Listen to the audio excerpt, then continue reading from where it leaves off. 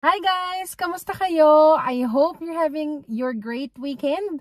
Today is a very hot Sunday here in New Zealand, and since it's February, this is the last month of the summer season, and nagsastart ng dumilim ng mas maaga ngayon at saka lumalamig-lamig na din minsan. Kaya we're trying to make the most out of the day kasi nakaka-experience pa kami ng mga sunny days sunod-sunod. I've been washing clothes pretty frequently. Gusto ko yung natutuyo talaga sa init ng araw yung mga kobrekama namin, yung mga damit namin. Alam mo yun, parang nasa Pilipinas ka lang. By the way, for those of you who are new, welcome to my channel. My name is Colleen and I do share about our life experiences here in New Zealand with news on the side. So, nag-share ako ng immigration news. I also do share any current events happening here in New Zealand and also information based on our experiences as well as our friends.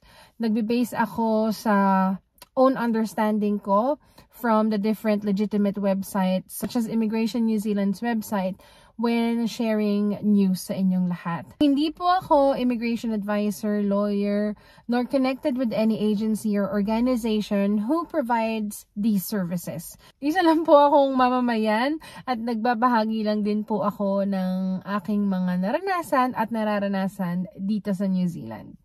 Alam nyo, yung video natin for today is very, very important considering na madami nagtatanong sa akin kung paano makakahanap ng trabaho dito sa New Zealand. Yan ang malaking tanong ng lahat. How can I find work here in New Zealand? At lagi kong sinasabi na kung meron silang kakilala dito, mag-start sila doon kahit na sabihin mong hindi mo na nakakausap yung tao na to. Pero sabi ko nga, kung talagang gusto ninyo ang isang bagay, alam nyo, gagawin nyo talaga lahat ng paraan. I mean, yung in a good way ha, hindi yung mga under the table or whatever. So, sinasabi ko, mag-approach kayo, mag-reach out kayo sa mga tao na kakilala nyo na nandito. Baka meron silang ma-recommend na job. O kaya baka sila mismo, kung saan sila nagtatrabaho, naghahanap sila ng staff. Another option naman is yung mga job websites. Nabanggit ko na many times in my videos yung seek.co.nz at saka yung Trade Me Jobs. And of course, alam nyo naman kung ano yung experience niyo. So, madali lang kayong makakahanap ng mga job vacancies online. For example, a nursing job in New Zealand, engineer job in New Zealand, o kaya butcher job in New Zealand, yung mga ganon. Pero tandaan ninyo guys na kailangan legitimate yung ina-applyan ninyo. Importante yan. And one way for you to know kung legitimate at totoo na nag-exist ang business na ito or ang organization na ito, just go to the website of Immigration New Zealand. Meron kayong way para makita ninyo yung list of accredited employers. Always remember guys, any company that hires someone from overseas or from outside New Zealand needs to be or must be an accredited employer. So wag kayong maniniwala guys kung mayroong nagsasabi sa inyo na hindi kailangan accredited ang employer.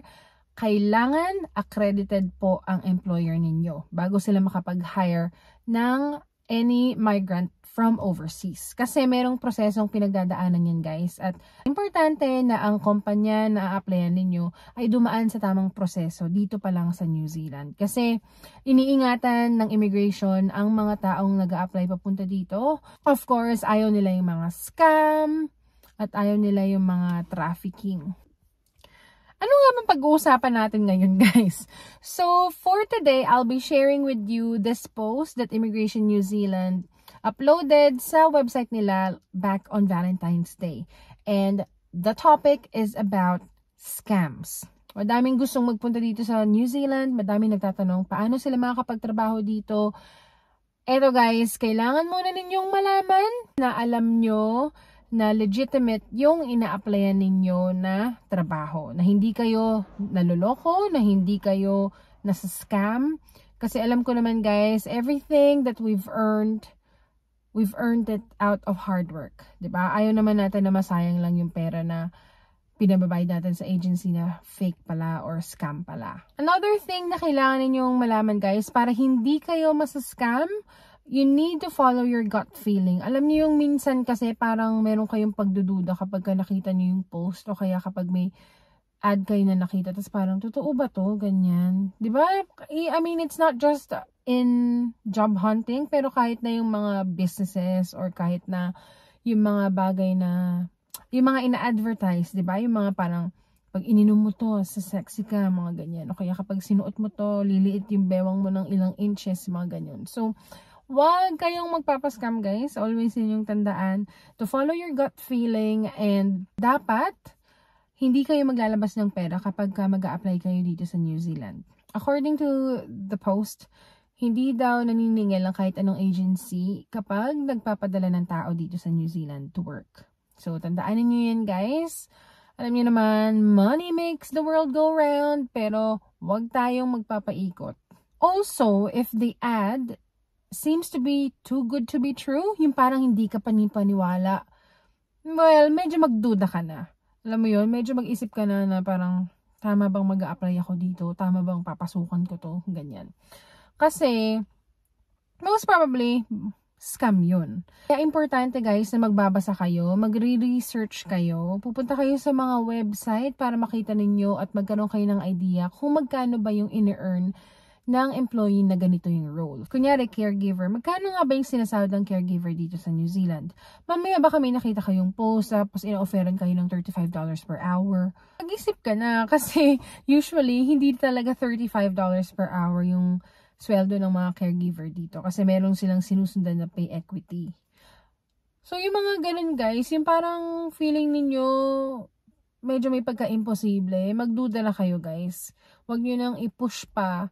And then also, kung kunyaring meron kayong mga kakilala din dito sa New Zealand, baka naman pwede nyong mapakiusapan to find out kung legit ba talaga yung company na ganito, na nag-o-offer ng job sa inyo, para lang masigurado na, alam mo yun, na magandang kinabukasan yung mahaharap nyo dito sa New Zealand. Hindi yung parang ang taas-taas ang dreams nyo, tapos gustong-gusto nyo pumunta dito, gagawin nyo yung lahat, and then, yun pala, hindi kayo makakapunta dahil na-scam kayo. So, guys, always remember to be very vigilant, to be aware, at saka, magbasa talaga and mag-research. Meron din mga Facebook groups, guys, ha? Pwede ninyong salihan, pero mag-ingat din kayo kasi syempre, yung mga scammers, nandyan lang yan sa paligid-ligid. Hindi naman bago na may mga nasa-scam din sa Facebook or, you know, sa social media. Kaya mag-ingat kayo, guys. And for those of you who are really determined and sincere to find a job here in New Zealand, I wish you all the best. Sana makahanap kayo ng trabaho para makapunta na kayo dito. And of course, sana kilala kayo ng mga tao na magiging instrument ni God para makapagbigay ng opportunity sa inyo. Maraming salamat, guys. Yun muna ang ating chika for today. And I hope may natutunan kayo sa akin today. Please don't forget to subscribe, share, like, and comment. I would really like to hear from you. You may send me a private message on Chichi Record in Facebook and mag-comment lang kayo down below. Ingat kayo always, guys. No to scams! Bye!